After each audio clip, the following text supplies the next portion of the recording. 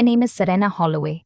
And they made the worst mistake of their lives the night they decided I wasn't worth their respect. I grew up in Youngstown, Ohio. If you don't know Youngstown, let me paint it for you. Steel mills that went quiet before I was born. Streets that never quite recovered, and people who learned to build something out of nothing because there was no other choice. My father worked 31 years at a sheet metal fabrication shop on the east side. He came home every night with grease under his fingernails and a kind of dignity that no paycheck could fully explain. My mother cleaned offices downtown 3 nights a week while putting herself through community college. We weren't poor, we were careful. There's a difference, and I understood it early. I became an ICU nurse because I wanted to do something that mattered. 4 years at Youngstown State, then another year for my critical care certification. By 27, I was working nights at Mercy Health in the cardiac unit, managing ventilators and vasopressors and families who were falling apart in the hallways. I was good at it, not in a way I talked about. In a way that my patients' families sometimes looked at me like I was the only solid thing in a room full of chaos. That's where I met my husband's best friend first, actually. Trevor came in with his college roommate after a car accident. Nothing serious, but serious enough for an overnight stay. He mentioned his friend, said I should meet him. I laughed it off. I was tired. I had blood on my scrubs. I was not in the mood to be set up. But then I met Brandon at a cookout 6 months later, and I understood why Trevor thought of me. Brandon Whitfield. Tall, quite in that considered way, not shy, just someone who chose his words carefully. He was an army captain, newly stationed at Fort Campbell after 2 tours in the Middle East. He had this stillness about him that I recognized from my father. The kind of stillness that comes from having seen real things and deciding none of it was worth dramatics. We dated for a year. He proposed in the parking lot of a Waffle House in Clarksville, Tennessee, because we'd gone there after a late movie, and he'd had the ring in his jacket for 3 weeks waiting for what he called the right moment, and then decided the right moment was just whenever he couldn't wait anymore. I said yes before he finished the question. His family was another world.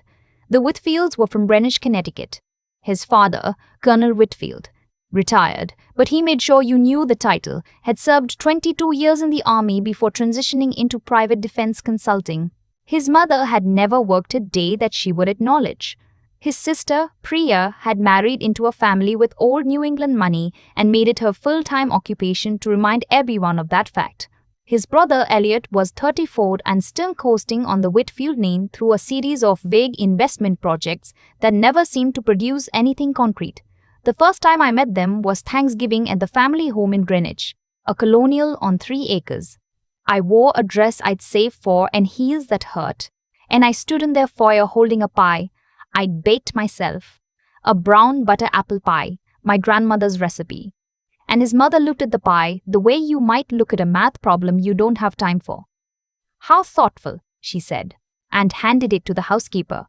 I told myself it was nerves, theirs and mine both. I was wrong. Over the next 2 years, while Brandon was deployed again, this time to a base in Germany with a rotation through Eastern Europe, I kept showing up. Christmas, Easter, a birthday dinner for Elliot that I drove 6 hours round trip to attend. I showed up in my scrubs when I came straight from a night shift because it was the only way to make it on time. And his mother looked at me across the dinner table and said very pleasantly, "Serena, do hospitals not have locker rooms?" I smiled. I said we'd had a rough night. She said, "I imagine it's quite stressful, bedpans and all that." Priya laughed into her wine. I drove home that night with my hands tight on the wheel and told myself it didn't matter. Brandon knew who I was, that was enough. Except Brandon wasn't there. And when you're the only person in a room who isn't already family, eventually you start to feel what you actually are to them. A placeholder, a phase. Something they were tolerating until either Brandon came to his senses or they found a more elegant way to make me disappear. The crisis point came on a Saturday in late February. Colonel Whitfield's retirement ceremony, the formal one, the civilian re-celebration his wife had organized for family and close friends because apparently one retirement wasn't enough for the Whitfield brand. It was held at their country club in Greenwich. I took a Friday night shift at the hospital, drove up Saturday morning, and arrived 20 minutes before the event started. I was still in my car in the parking lot when I got a text from Brandon. His flight from Germany had been delayed, then delayed again. He'd missed the ceremony but would be on a red-eye and land Sunday morning. I sat there for a moment. Then I got out of the car, straightened my blazer, and walked in. I should tell you what happened in the weeks before this because context matters. Elliot had been in some kind of financial trouble. The details filtered through in pieces. A real estate deal that collapsed. Investors who were unhappy. The kind of mess that happens when someone with access to a prestigious last name makes promises their actual abilities can't support. I'd overheard a phone call between him and his father when I was visiting in January. Elliot needed money. Real money. And he was angling for Brandon's military savings. Brandon had always been responsible, always saved, and Elliot knew it. Brandon had told me about it privately. He'd said no. Elliot had not taken it well. So when I walked into that country club alone, Elliot already had a reason to resent me. In his mind, I was the reason Brandon had said no. The wife who turned his brother against the family. It started small. The seating arrangement had somehow not intuited me at the family table. I was placed with some of the colonel's former colleagues. Fine people, actually. And I had a perfectly decent conversation about military healthcare with a retired army physician. But I felt it. The message was clear. During the cocktail hour, Priya approached me near the bar. She was wearing a cream-colored suit that probably cost more than my monthly student loan payment. And she had the smile of someone who had decided to be kind in the most cutting way possible. "Serena," she said, "I didn't realize you were coming alone." "Brandon's flight was delayed," I said. "He'll be here tomorrow." "Of course it was." She tilted her head. "You know, it must be hard. This life. Never quite knowing when he'll be there and when he won't." She paused. "Some women are built for it and some aren't. It's nothing personal." I looked at her. "I work 24-hour shifts in an ICU," I said. "I think I understand irregular schedules." Something shifted behind her eyes. She smiled wider. "Of course. Well, enjoy the evening." She walked away. I should have known then that something was being planned. That's the thing about people who operate through social performance. They don't do anything spontaneously. Every cruelty is choreographed. After the dinner and the speeches and the colonel's 20-minute toast to himself, a group of family and close friends moved to one of the private lounges in the club. I followed because I was still, technically, family. I sat down in an armchair near the window. The city lights were coming on through the glass. I was tired from the drive and the shift before it, and I was trying to be present and calm and invisible all at once.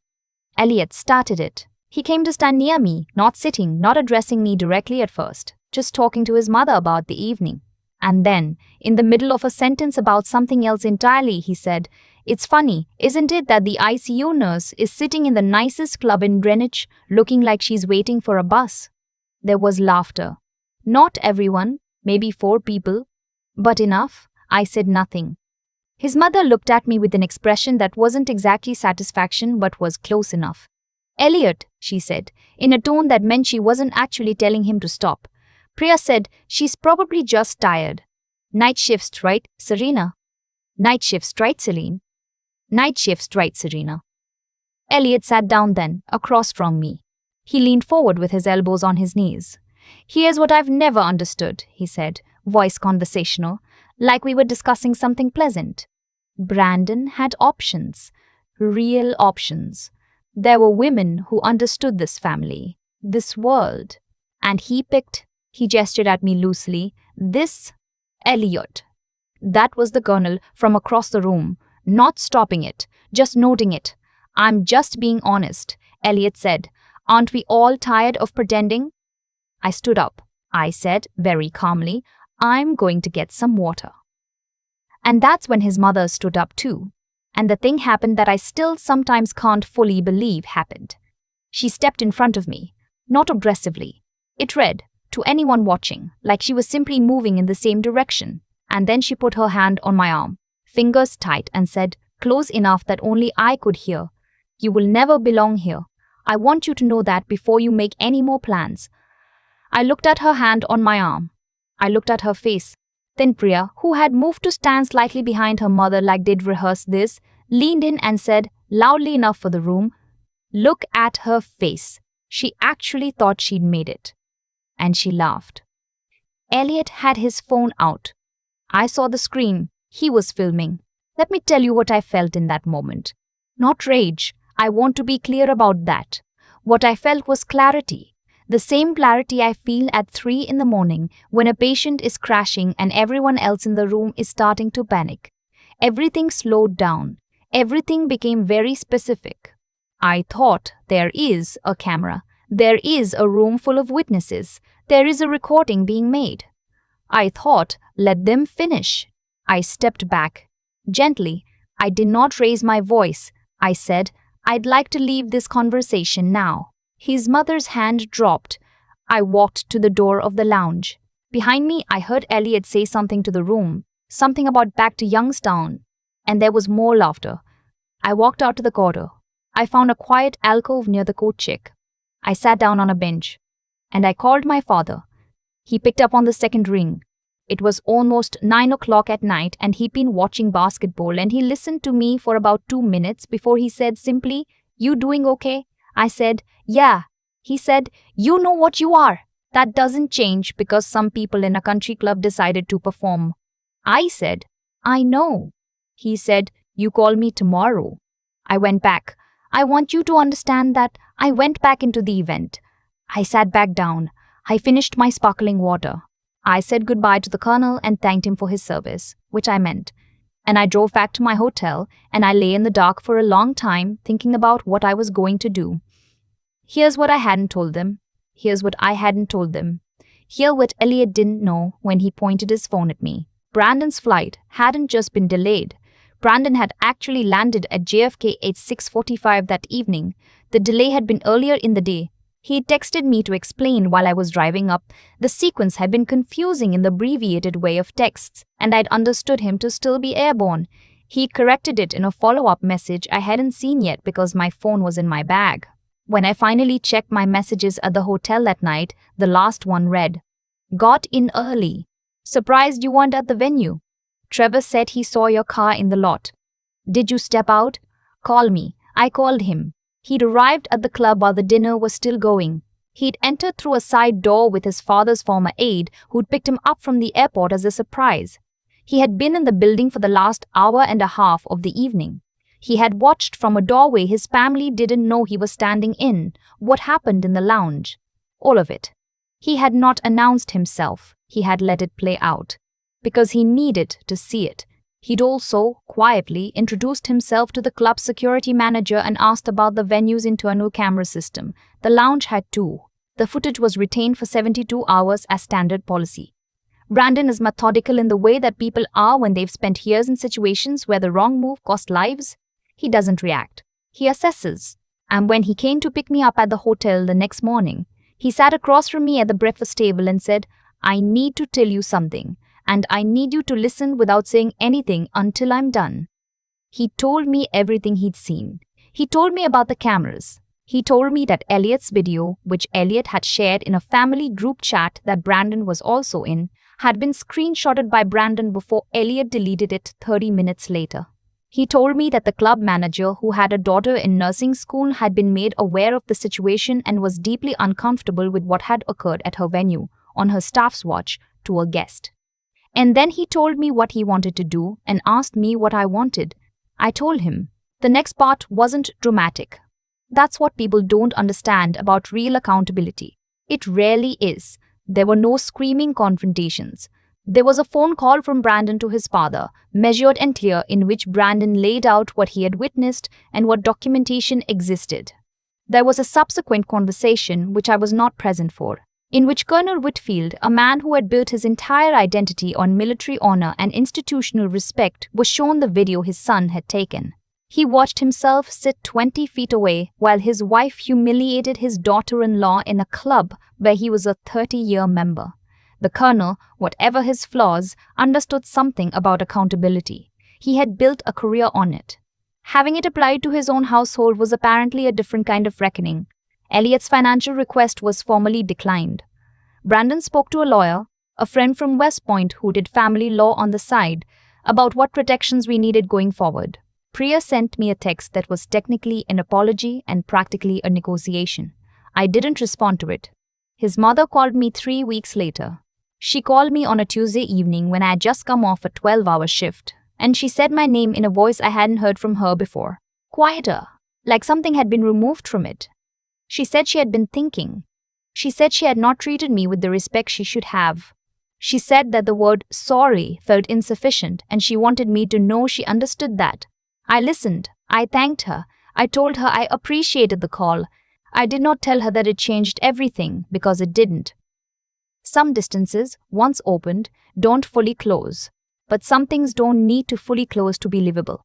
I'm not a person who needs a perfect ending. I'm a person who needs a true one. Brandon submitted his separation paperwork 8 months later. It wasn't because of his family. It was a decision we'd been discussing for over a year, one that made sense for where we were in our lives. He joined a veterans advocacy nonprofit in Nashville, doing program coordination and outreach. I transferred to Vanderbilt's cardiac unit. We bought a house in East Nashville with a porch big enough for 2 chairs and a small table where we eat breakfast on weekend mornings when neither of us is working. My father visited in the spring. He sat on that porch and drank his coffee and looked at the yard and said, "You did all right, kid." I said, "I had help." He shook his head. "Not as much as you think." I still think about that night at the country club sometimes. Not with anger. That part surprised me, honestly, how quickly the anger moved through and out. What I think about is Elliot and his phone, so certain he was documenting something that would humiliate me. The absolute confidence of a person who has never once imagined that the recording could be the thing that turns around and faces them. I think about standing in that alcove by the coat check, calling my father, listening to the noise of the basketball game in the background of his living room in Youngstown. I think about walking back into that lounge and sitting down and finishing my water. The work I do, the actual work, the hands and the monitors and the families in the hallway, it teaches you something that no amount of country club membership can replicate. It teaches you that dignity isn't something other people grant you. You either have it or you don't, and the having of it has nothing to do with who's in the room. I knew what I was walking into that night. I knew who I was the whole time. They just forgot to account for that. I've thought a lot about what actually happened that night, not the surface of it. Not the words that were said in that lounge or the way Elliot held his phone up like he was documenting a victory. I've thought about the mechanics of it. How a room full of people who believed they were untouchable managed to hand me everything I needed without realizing they were doing it. That's the thing about cruelty when it's performed with confidence. It doesn't hide. It expands. It takes up space. And in taking up space, it leaves evidence. Elliot filmed what he thought was my humiliation. He shared it. He was so certain of the outcome that he didn't stop to consider that Brandon was also in that group chat. That Brandon had been standing in a doorway watching for longer than any of them knew. That a club manager with a daughter in nursing school would feel a particular kind of discomfort when she learned what had happened on her property. None of them stopped to consider any of that. Because people who have never genuinely been accountable for anything don't develop the habit of thinking consequences through. And I want to be honest about my own role in this because I think that matters. I had been showing up to those dinners and those events for 2 years and absorbing what was directed at me with a kind of quiet I told myself was dignity.